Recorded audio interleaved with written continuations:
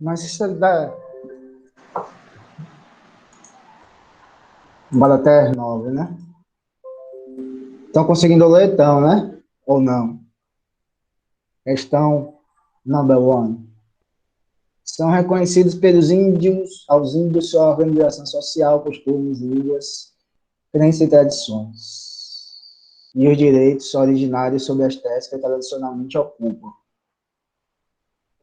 Competir da União demarcá-las, proteger e fazer respeitar todos os seus bens. Olha, eu não sei como é que vai ficar esse negócio agora não, viu? Porque tá rolando uma, obviamente, depois da eleição de, de Bozo, do genocida,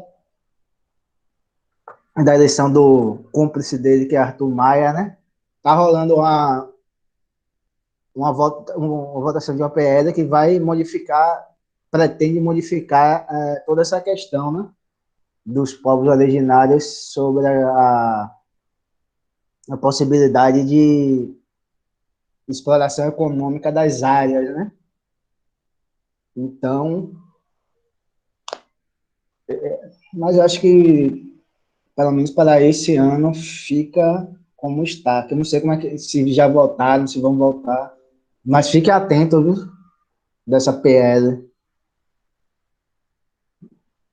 Depois eu pesquiso e falo com vocês qual o número dela. Aí ele continua. A persistência das reivindicações relativas à aplicação desse preceito normativo, né, está na Constituição Federal, tem em vista a vinculação histórica fundamental entre etnia e miscigenação racial, sociedade e igualdade jurídica, espaço e sobrevivência cultural, progresso e educação ambiental, bem-estar e modernização econômica.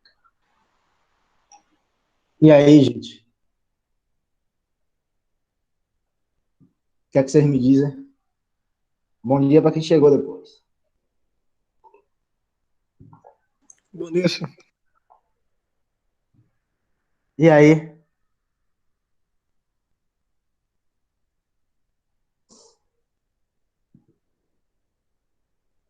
Silêncio é esse, meu povo?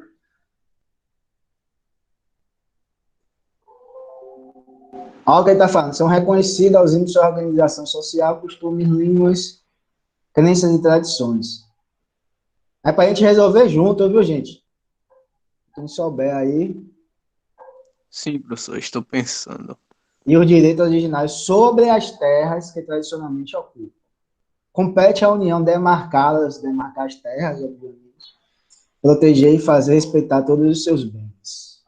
Constituição de 1988. A persistência das reivindicações aplicada à aplicação desse preceito normativo tem em vista a vinculação histórica fundamental entre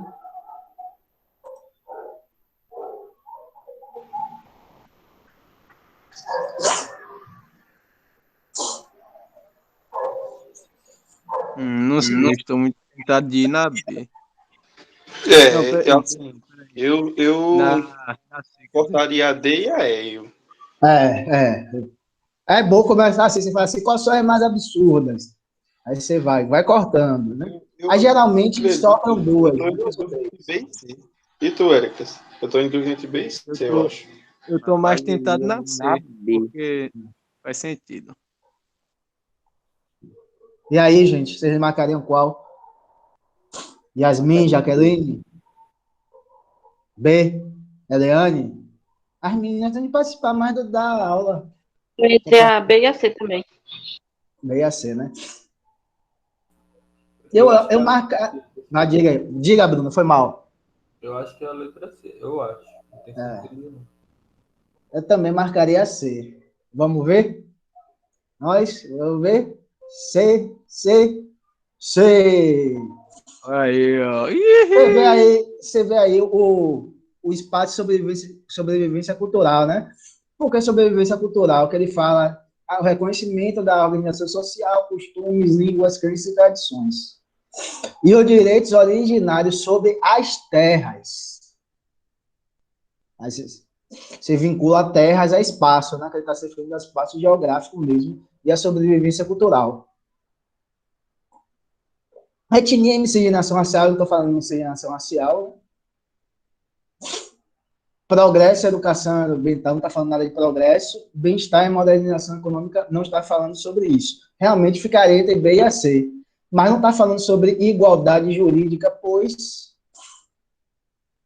sociedade e igualdade jurídica, né? Aí ele vai explicando sobre tudo isso, mas a questão da igualdade jurídica é uma questão complicada, porque tem aquela discussão sobre igualdade jurídica em que, para ser igual, tem que ser desigual, né? Que a igualdade jurídica tem que ser desigualdade jurídica. Você fala assim, professor, como é que para ter igualdade jurídica tem que ser desigual? Porque desigual porque tem que levar em consideração a particularidade dos próprios povos originários, né? Se você tem uma igualdade jurídica, porque igualdade é sinônimo de homogeneidade, né? Se você tem uma homogeneidade jurídica, você pressupõe que você vai ter um determinado grau de apagamento cultural, né?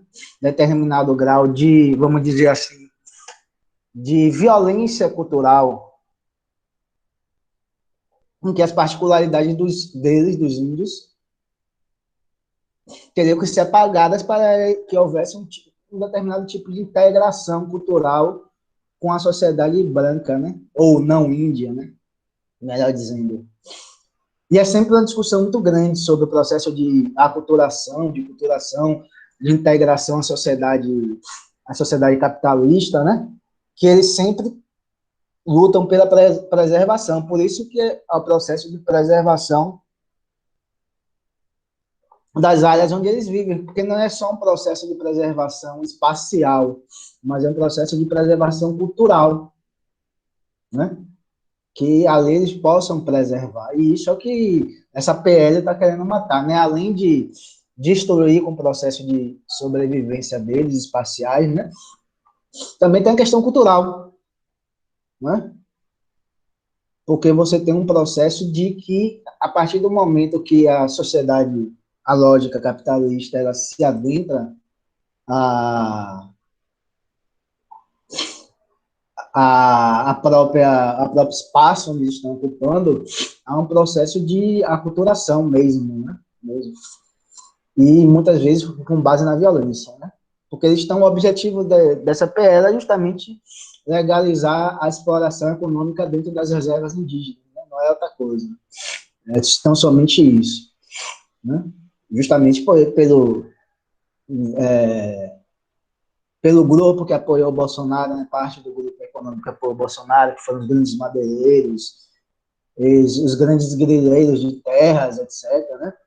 Então, o objetivo principal é esse, né? Tudo de ruim Bolsonaro faz. Então, de ruim no sentido que vai prejudicar a maior parte da população em benefício de uma minoria, isso tenho certeza.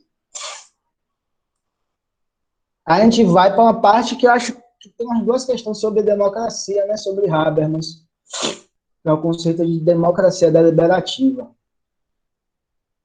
O conceito de democracia, Habermas, gente, é o principal pensador vocês já ouviram, provavelmente vocês já ouviram falar da Escola de Frankfurt.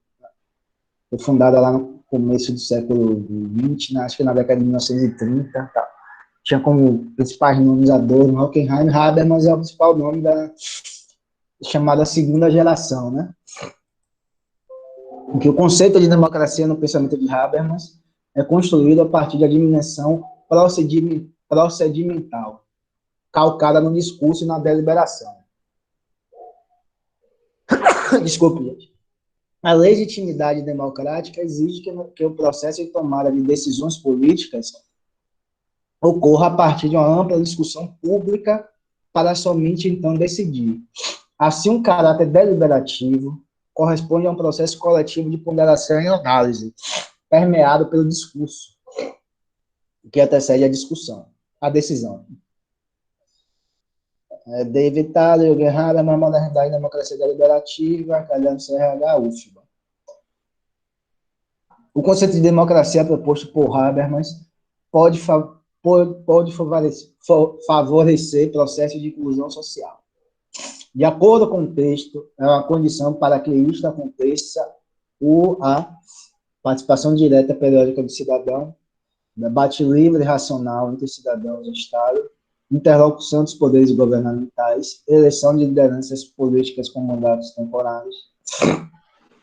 Controle do poder político por cidadãos mais esclarecidos. E aí? Tem que ler de novo. O conceito de democracia no pensamento de Habermas é construído a partir de uma dimensão procedimental, calcada no discurso e na deliberação. A legitimidade democrática exige que o processo de tomada de decisão política ocorra a partir de uma ampla discussão pública, e para somente então decidir.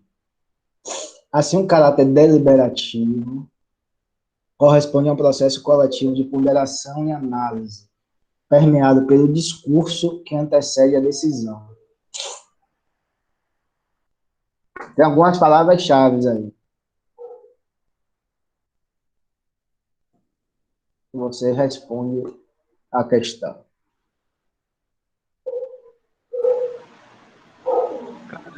A e a B estão. Eu tô entre a A e a B, professor. O canal é esse, né? Bom dia, Heloísa. O canal é esse. Você já, pelo enunciado, você já tirar pelo menos 2 ou 3, né? Mas eu vou na B. Na B? Hein, Érica? Exactly. Mais alguém aí? Eu também. B, né? Heloísa, que chegou agora. Bruno. Eu acredito que deveria ser feito. Eu já até falei sobre isso na aula de geografia, eu acho. O quê? Essa questão do debate livre e racional. Já é questão de geografia? Sim, a gente tava falando sobre essas coisas aí. E é o que eu acho que deve ser feito mesmo, bicho. Porque, tipo, você deixar para uma cúpula de engravatados decidir os rumos do Brasil, né, velho? Era muito mais interessante se, tipo, por exemplo, as propostas de reformas políticas, esse tipo de coisa, fosse tudo votadas justamente pela população geral. Seria bem mais legal. Porque tipo, até tem como a população votar. Agora, como discutir, não. Porque, por exemplo, tem lá o site do Senado, que a pessoa pode votar no que vai ser aprovado ou não. Agora, é claro que o voto da população tem menos valor. Isso pode ter certeza que tem. E uma coisa, assim, não tem como discutir muito, tá entendendo lá? Porque, tipo, lá eles... as pessoas podem lançar proposta, mas quem vai dizer se essa proposta vai ou ser não votada, vai ser eles. Aí depois a população pode até votar. Se não houver interesse É mais para dizer votar, assim, ó. É mais para dizer assim, ó. E vocês têm um lugarzinho aqui para votar e vocês podem ver o que é que tá acontecendo. Ó, pelo menos dá para observar o que está acontecendo. Agora me diga, qual é o cidadão que trabalha o dia todinho que tem o tempo de fazer isso? Não, a mesmo pessoa se tiver nem tempo, liga muito para isso. Mesmo que tiver tempo, se não tiver muda tempo, muita coisa, não é levado a sério, não. Agora sim, é importante a pessoa estar sempre olhando. Talvez você tenha alguma... Lógico que pode ter algum tipo de pressão por parte deles, mas... Sim, agora se, por exemplo... Né? Só respondendo a questão, letra B. Se houver uma pressão muito grande da população, é inevitável que eles não atendam aquilo, né? Mas, assim, tem que ser uma pressão muito grande mesmo, uma questão de tipo, muitos votos, e nem sempre a população está disposta, ou tem gente atenta a votar, né? Eu nem sei, mas é complicado mesmo.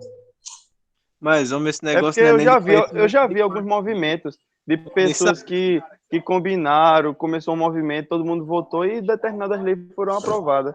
Eu já vi, assim, ou leis ou... esse tipo de coisa mesmo. Eu já vi alguns casos, mas foi muito raríssimo. Só quando alguém, tipo, algum influenciador pediu para que as pessoas, né, votassem por isso. Mas é um negócio muito raro, muito raro. A letra B, né? A discussão de Habermas é sobre racionalidade, né? Que ele busca uma nova novo entendimento de racionalidade, no desenvolvimento da racionalidade iluminista, que é pautada num debate amplo, livre, sem nenhum tipo de correção, né? Ele fala de distinção entre sistema, mundo da vida. Então, é a letra B, porque é um debate livre, que pressupõe nenhum tipo de correção, né? Ou seja, nenhum tipo de dominação de poder, né?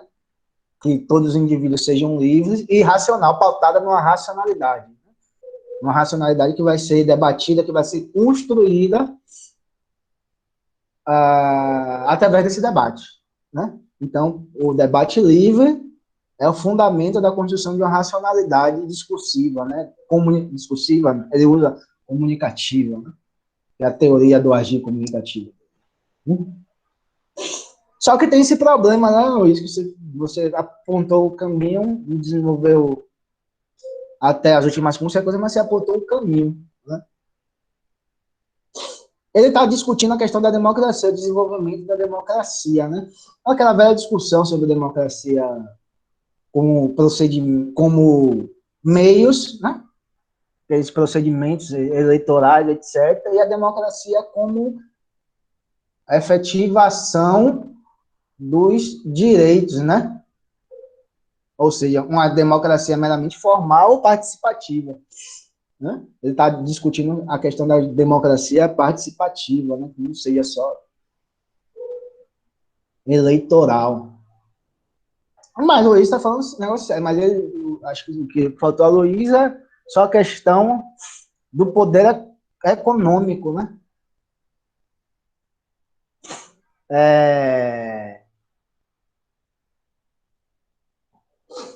Quando teve aquele escândalo envolvendo a Lava Jato e tal, né? Vocês lembram disso, né? Aquele hacker vazou as conversas do MP, de Moro, com relação aos processos que envolveram Lula, né? E que culminou na suspensão de Moro, na suspensão das condenações, Lula está elegível e tal. Seria interessante, né? Olha, eu não estou falando que eu vou fazer isso, nem que se alguém fizer isso, fui eu que fiz, que eu paguei, que nem dinheiro eu tenho, gente. Mas que seria algo muito bom para esclarecer o debate político, econômico no Brasil. Por exemplo, alguém, sei lá, pegaram o celular, o WhatsApp de Rodrigo Maia, de Arthur Lira, de algum desses cacifes, né, líderes de alguns partidos, etc. Que a gente ia ver que quem manda mesmo é o poder econômico, né? Então, esse debate livre e racional de rabo é mais um processo que ele está muito voltado à própria realidade lá da Europa, acho que nem da Europa, né? Mas mais da Europa, da Alemanha, da lei, do que de outros países. Por que isso? Por exemplo, você saiu agora, o destruidor do Brasil, Paulo Guedes, lançou agora, mandou, acho que foi para a Câmara, para o Senado, não me recordo, assim, uma outra etapa da reforma trabalhista. Essa etapa da reforma trabalhista tinha taxação de lucros e dividendos, que o Brasil não tem, né? A mudança na alíquota de imposto de renda. Então, gente, em menos de um mês, já mudou completamente. Em vez de aumentar o imposto para os mais ricos, pela pressão do setor privado, isso aí até acho que na Folha de São Paulo, a taxação sobre ele, sobre a pessoa jurídica, sobre as empresas, vai abaixar. Ou seja, em vez de haver um processo de progressividade, vai acentuar o processo de regressividade da estrutura tributária no Brasil, né? Do sistema tributário no Brasil. Né? Isso menos de um mês que essa segunda proposta foi, né? Ele levou até o Congresso Nacional. Para você ter ideia do peso dos donos do poder. Né? Os donos do poder são as grandes famílias, as grandes bilionários brasileiros. Né? Não se enganem com relação a isso. né? Por exemplo, a reforma administrativa, tal, está em discussão, etc., ela foi pautada em parte ou seja, ela foi escrita em parte, né, por Jorge Paulo Lemann, né? Ele não é considerado o brasileiro mais rico, né, segundo a Fora, porque ele mora, acho que na Suíça, né? Aí você considera que mora no próprio país, mas ele é um dos homens mais ricos do mundo. Se nascido brasileiro, ele é o mais rico, né? Mas mora na Suíça. Agora vocês imaginam uma reforma administrativa que vai mudar completamente a estrutura da administração pública no Brasil, em todas as esferas da União, dos Estados e municípios, teve o dedo de uma pessoa só, de um bilionário. Ou seja, o voto desse Jorge Paulo Lemann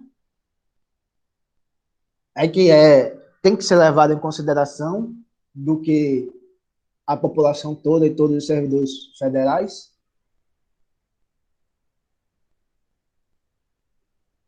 Vocês lembram da reforma trabalhista? A reforma trabalhista, na época que estava discutindo a reforma trabalhista, ou então, eu não sei se era ele, o ministro do Trabalho, não. O Ministério do Trabalho, que ainda tinha, o da Fazenda, não acho que era o Ministério do Trabalho, o relator é Rogério Marinho, que está nesse governo também. Ele era deputado, ele não se reelegeu pelo Rio Grande do Norte. Só que as discussões acerca da reforma trabalhista, ela foi toda feita com grandes investidores, com grandes banqueiros, com grandes empresários. E os trabalhadores não tiveram participação alguma, sindicatos, etc. Aí você vai discutir uma reforma em que mudava boa parte da estrutura das relações trabalhistas no Brasil, eles só viram um lado da moeda. É o que Marx estava discutindo. O Estado é um Estado que defende o interesse de determinada classe. Então, Habermas peca por isso, né? Mas aquela discussão é essa. Mas Luiz apontou por um caminho, né? Em que eu vou falar a você, Paulo Guedes, etc., não lembro não. Logo no começo da pandemia, Paulo Guedes estava insatisfeito com as políticas de distanciamento social, etc. Aí alguns empresários foram lá no Ministério da Economia e eles foram, tipo, numa caminhada, né, uma caminhada com algumas das pessoas mais ricas do Brasil em direção ao STF, né, para fazer uma pressão política, para fazer uma pressão econômica para acabar com aquelas medidas de restrição social. Pergunta a você, se juntar todos os estudantes de todos os institutos federais de todo o Brasil questionando os cortes orçamentários em relação à educação, que vem ocorrendo sistematicamente, você acha que Paulo Guedes vai abrir sua agenda, encontrar vocês e conversar? Alguém acredita nisso? Eu acho que não, né? Não. Eu acho que não, né? Ele pode, o máximo que ele pode fazer é um funcionário de terceiro, quarto escalão, reunir com ele e vocês conversando. Mas a figura do Paulo Guedes, acho que não. Aí essa é a problemática da discussão de Habermas sobre isso, né? E que Luiz apontou por um caminho mais ou menos certo, né? Que a população, os trabalhadores, basicamente, eles não têm vez, nós não temos ouvido nessas decisões políticas, principalmente no Brasil. E está uma discussão agora sobre o semipresidencialismo, né? Que é, aí a gente discute outra hora, senão a gente não faz mais questões. Então vamos lá. A participação da mulher no processo de decisão política ainda é extremamente limitada em praticamente todos os países, independentemente do regime econômico e social e da estrutura institucional vigente em cada um deles. É fato público e notório, além de empiricamente comprovado, que as mulheres estão, em geral, subrepresentadas nos órgãos do poder, pois a proporção não corresponde jamais ao peso relativo dessa parte da população. Mulheres públicas, tabaco, mulheres públicas, participação política e poder. No âmbito do poder legislativo brasileiro, a tentativa de reverter esse quadro de subrepresentação tem envolvido a implementação pelo Estado de leis de combate à violência, cotas de gênero nas candidaturas partidárias, programas de mobilização política nas escolas, propaganda de incentivo ao voto consciente, apoio financeiro às lideranças femininas. Veja aqui na pergunta, está falando a tentativa de reverter, né? Está falando que está sendo implementado, mas que pode estar sendo discutido, né? E aí, meu povo?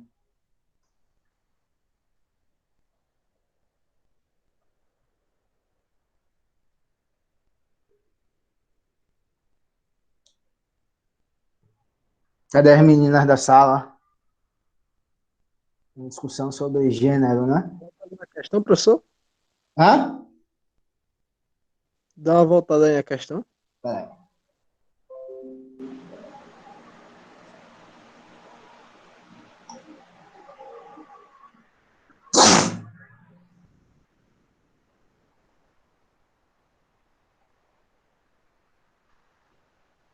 Olha, ô professor, no caso, pelo que eu entendi, isso aí algumas dessas coisas são implementadas hoje em dia na prática, é? Pronto, então, se for nesse caso, eu nunca tive informação de que a B, a C e a E são implementadas. Se é, eu não tenho esse conhecimento. Eu sei que a E é bastante implementado. Lembre-se. Olha a pergunta. No âmbito do poder legislativo brasileiro, a tentativa, não está dizendo que é implementada, ele está falando que há uma tentativa. Tá. E é no poder legislativo.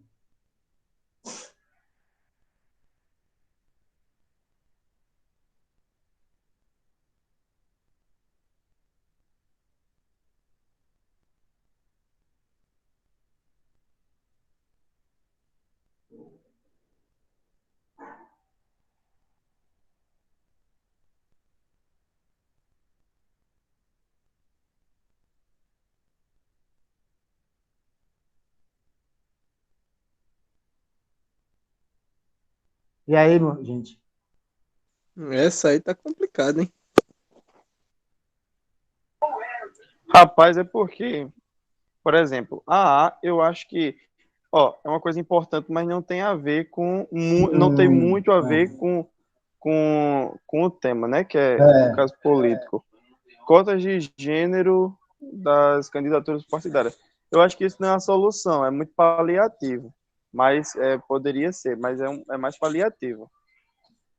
Programas de mobilização política nas escolas. Cara, eu acredito que isso é importante porque, né, é na escola que tudo começa. E cada vez mais, eu acredito que o número de brasileiros que vão sendo escolarizados vai aumentando. Aí a gente pode ter um futuro, né, com pessoas mais escolarizadas, e se isso for implantado na escola, mais pessoas com esse pensamento, né? Pode ser. Eu tô mais aí na C. E aí, a D também, né? Assim, mas eu tô mais na C.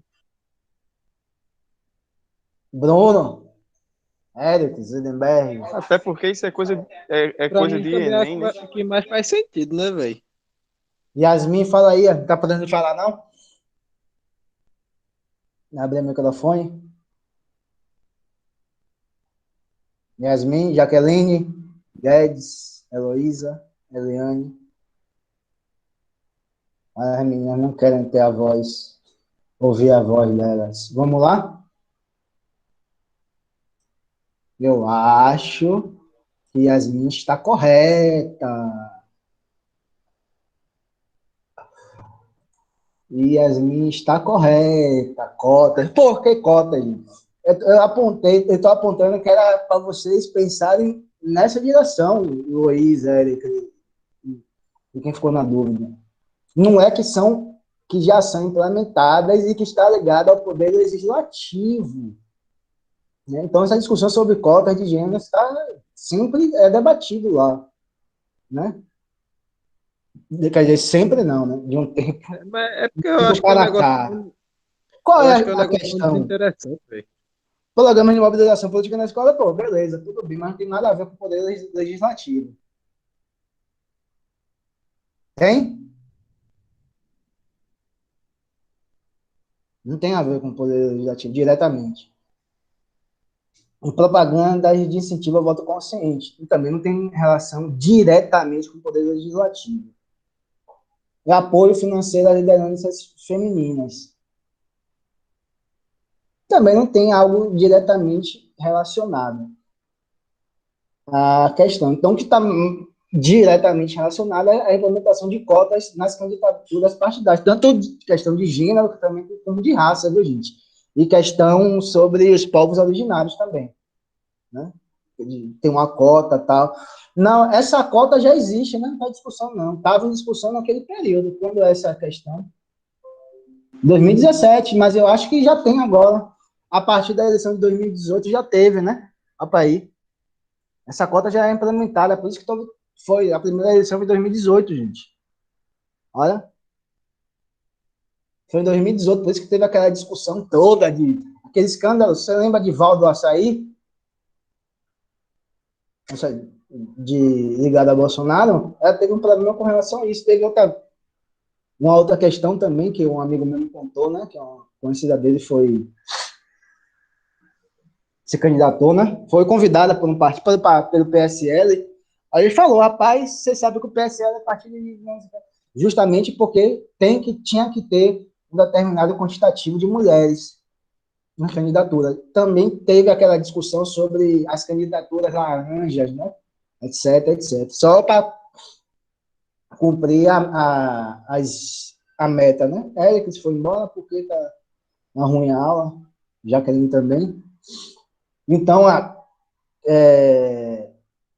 essa letra B, cadê Yasmin?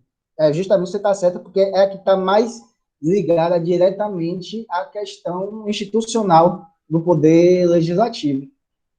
É por isso que é verdade.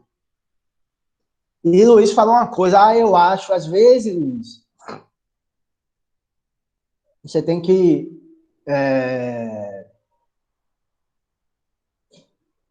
superar vamos dizer assim, o que você acha que O achismo? não, as suas, seus, vamos dizer assim, as suas... Sim, o que eu acho melhor, né? O que eu acho O que melhor. eu acho melhor, o que você acha, você fala assim, olha, deixa eu Até ver o que eu porque acho o que, melhor. o que, Tem o que que ser poderia ser através melhor não é o do... que pode ser aplicado, né, professor? Nem sempre o que é Também, mas você melhor tem pode que ser ver a aplicado. geração. Está falando de poder judiciário. Está falando da política institucional mesmo. Eu fui Judiciário pelo e lado tal. errado. Aí você tem que se ligar porque as outras não estão erradas. A grande questão é essa, Luiz. As outras alternativas, elas não estão Realmente. erradas. É. Entendeu? Aí complica ainda mais, né? Porque não estão erradas. Se você for olhar, elas não estão erradas. Mas elas estão erradas em relação ao enunciado. Você tem sempre que olhar o enunciado. Beleza? Então, essa é uma dica. Essa daqui é sobre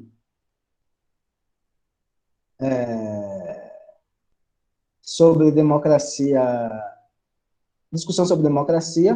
Nós vamos passar outro dia, a gente volta, né, para discutir outra questão. As questões são grandes, né? Questão 5. Essa questão sobre o Estado, essa é uma questão interessante. Sobre Estado, sobre relações de poder, né? Sobre sociedades pré-capitalistas. Vamos lá. A tribo não possui um rei, mas um chefe que não é chefe de Estado. O que significa isso? Simplesmente que o chefe não dispõe de nenhuma autoridade, de nenhum poder de coerção, de nenhum meio de dar uma ordem. O chefe não é um comandante. As pessoas da tribo não têm nenhum dever de obediência. O espaço da chefia não é o lugar do poder. Essencialmente é carregado de eliminar conflitos que podem surgir entre indivíduos, famílias e linhagens. o chefe só dispõe para restabelecer a ordem e a concórdia do prestígio que ele reconhece à sociedade. Mas, evidentemente, prestígio não significa poder. E os meios que o chefe detém para realizar sua tarefa de pacificador limitam-se ao uso exclusivo da palavra. Na sociedade contra o Estado, tererê, né? O modelo político das sociedades discutida no texto contrasta com o do Estado liberal burguês, porque se baseia em a imposição ideológicas e normas hierárquicas de determinação divina e soberania monárquica. Letra C, intervenção consensual e autonomia comunitária. Letra D, mediação jurídica e regras contratualistas. Gestão coletiva e obrigações tributárias. E aí, gente?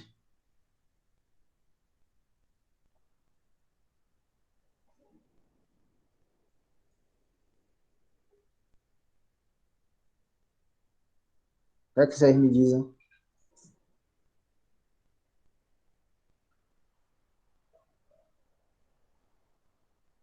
Luiz? Yasmin?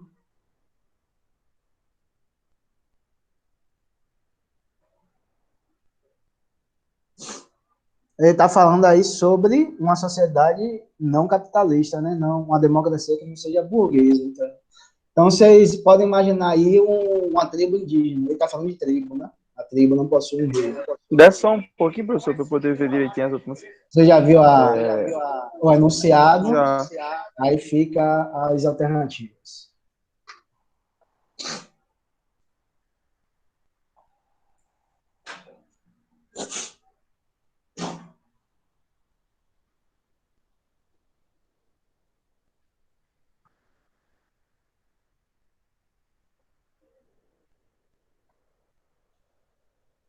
Palpite, Yasmin.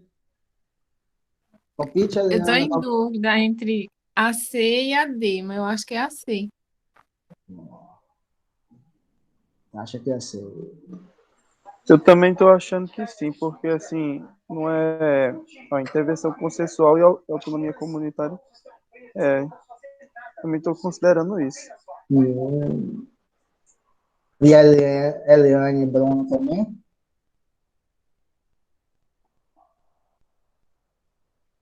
Quer falar, hein? Quer falar? Bruno quer falar, Eliane?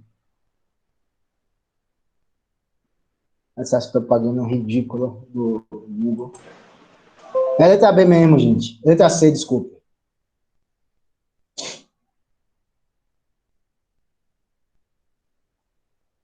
Ele está discutindo... a interpretação dele, ele é um antropólogo. Clates. Eu nem sei francês, eu nem sei a pronúncia dele correta. Mas ele provavelmente não ia saber falar meu nome, então elas por elas. Porque ele tem uma teoria de que nessas sociedades pré-capitalistas não existia o Estado, não existia um Estado, então não existia basicamente relação de poder e uma hierarquia, né? Uma relação hierárquica entre os indivíduos. Então, pelo enunciado, ele está falando que o chefe do Estado ele não exerce um poder. Poder no sentido de você impor a vontade, sua vontade a terceiros, né? Mesmo que esses terceiros não tenham interesse de seguir, né? Poder entendido basicamente nesse sentido, né? Então, ele está falando que não há poder e que o prestígio, né? Que ele fala prestígio, né?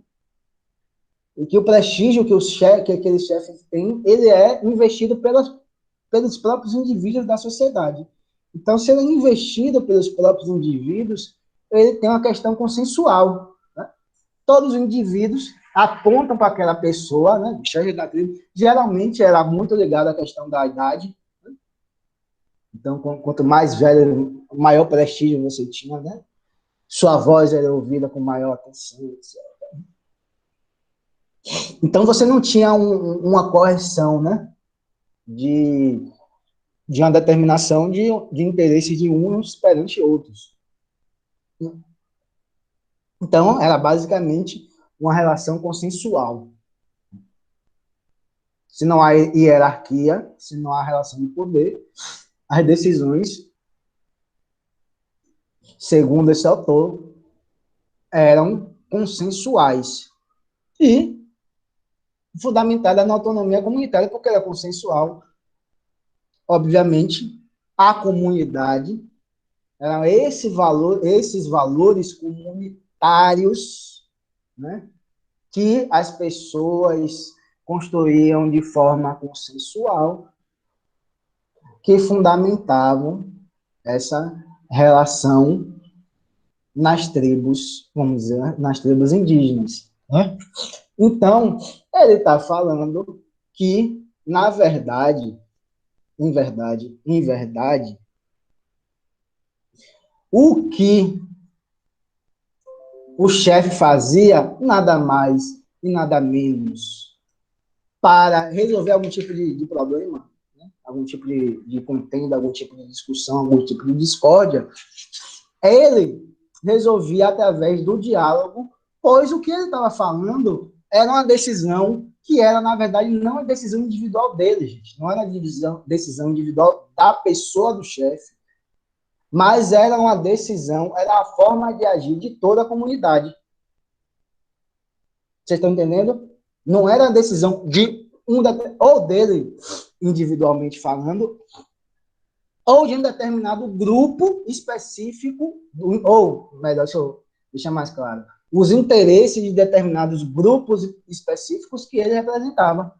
Porque, segundo esse autor, não existia essa divisão entre grupos específicos, grupos sociais, com interesses diferentes, antagônicos. Não existia mais uma comunidade. Por isso que a resposta é intervenção consensual e autonomia comunitária. Se está certo ou errado, aí é se questionar, né? Se realmente todas as tribos, em boa parte das relações sociais que ocorriam nessas sociedades pré-capitalistas, se existia isso nesse sentido ou não, né? Ou se era apenas algumas, né? Não é assim discutido isso, mas a lógica da resposta vai nessa direção, né? Então, não era o chefe que estava decidindo pessoalmente, não era a vontade pessoal do chefe, né? Porque ele era chefe, porque a comunidade assim o reconhecia, assim o colocava nessa, vamos dizer assim, em um determinado espaço mais privilegiado, né, dessa estrutura social. Então, era a voz da comunidade, era a voz comunitária que ele dava vazão, né? E o que ele discutia eram os próprios valores daquela comunidade. Essa é a lógica, né? Da questão dele, da interpretação desse antropólogo sobre a sociedade. Eu acho que ele era até anarquista, né? Mas não sei dizer, não. Estudei pouco ele. Então, vamos aqui, já são 9 horas, né? Acho que você já deve estar cansado. Então, a dica que eu deixo a vocês, a Luiz, a Yasmin e a Bruna, que ficaram aqui até o final, muito obrigado, é que vocês tenham sempre atenção do que o enunciado pede. Prestem bem atenção no que o enunciado está pedindo. Por que eu falo isso? Na questão anterior, sobre as mulheres, né? Basicamente, não tinha nenhuma alternativa que você falasse assim, essa alternativa está errada. Ou essa alternativa é absurda. Ou essa alternativa não tem nada a ver, está completamente errada. Mas, como o Yasmin falou e apontou, aquela alternativa, não sei, a letra B, né, se não me engano, foi a letra B, era a alternativa que era a resposta verdadeira justamente por causa da pergunta que existia no enunciado. Então, às vezes, você vê lá a questão, o texto, você sempre tem atenção, você vai ter provavelmente um texto pequeno, como tem todas essas questões, um texto pequeno, e depois desse texto vai ter uma pergunta. Vocês fiquem sempre atentos a essa pergunta final, para que vocês não caiam nessa pegadinha. Aí se o cara botar lá, sei lá. Aí tem duas alternativas, né? Duas que estão corretas. Só que você tem que responder a que está correta em relação à pergunta do enunciado. Aí, por exemplo, Yasmin ia ficar uma maravilha, né? Porque Yasmin foi no... Se aqui fosse um mini Enem, Yasmin se faria muito bem, né? Porque ela acertou uma que a maioria tinha errado. Então, ó, atenção nisso, né? Por causa de desvio padrão que tem essas coisas de estatística, né? Para você não dar mole com uma questão que não era difícil, né? Acho que não era difícil essa questão. Ela complicava mais a questão das alternativas que não tinha nenhuma muito errada, né? Então, gente, gostaram? Tá de boa? Ou você acha que não vão ajudar vocês essas resoluções das questões comentadas? Hein, Luiz, hein, Yasmin? Diga aí. Eu gostei, professor. Não sei os meninos. Ajudou? Luiz? Ei, muito bom, professor, muito bom mesmo. Massa. Bruno, tá de boa? Meu celular tá aqui em contagem regressiva para descarregar. Espero que tenha gostado, viu, Bruno? Tá sem falar, e Yasmin também. Então, se vocês gostaram, então a gente se vê sexta-feira, né, na aula e na próxima Sexta-feira, terça e na a próxima gente, terça. a gente continua com essas resoluções. Então, valeu, gente. Um bom dia, um bom início de semana. Hoje é terça, já mais um bom início de semana para vocês. Uma boa semana de aula e até sexta-feira. Tchau, professor. Bom dia. Valeu, tchau. Valeu, Valeu, Luiz. professor. Até a Tchau. próxima. Até.